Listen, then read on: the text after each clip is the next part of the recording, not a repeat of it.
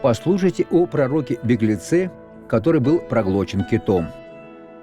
Что он чувствовал, проведя 3 дня и 3 ночи в чреве кита? Я представляю себе, что кит погружался в глубину, всплывал на поверхность, давление было огромным, пророк едва не умер. Бог не допустил этого, но Иона жестоко поплатился. Такие есть и сегодня. Послушайте, что произошло. Иона взмолился. «И помолился Иона Господу Богу своему из чрева кита, и сказал: Господу воззвал я в скорби моей, и Он услышал меня. Из чрева преисподней я возопил, и Ты услышал голос мой». Возопите из чрева преисподней, ведь вы действительно находитесь там. Вы там скрываетесь. Зачем вы поступили недостойно? Почему вы убежали от Бога? Скорее вернитесь к Нему.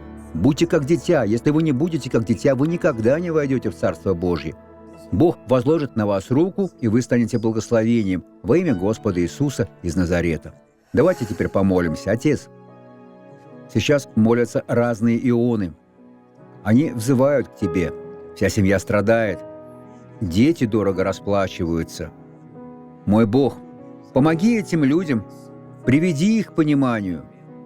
Я запрещаю дьяволу касаться этих жизней. Я говорю: зло, оставь этого человека, убирайся сейчас же. Верьте, прикажите, обличите зло, существующее в вашей жизни. Бог открывает вам дверь и сейчас исторгнет вас на берег. Придется постараться, но вы уже пришли в Царство Божье. Благослови вас Бог. Благодарю, Отец. Аминь.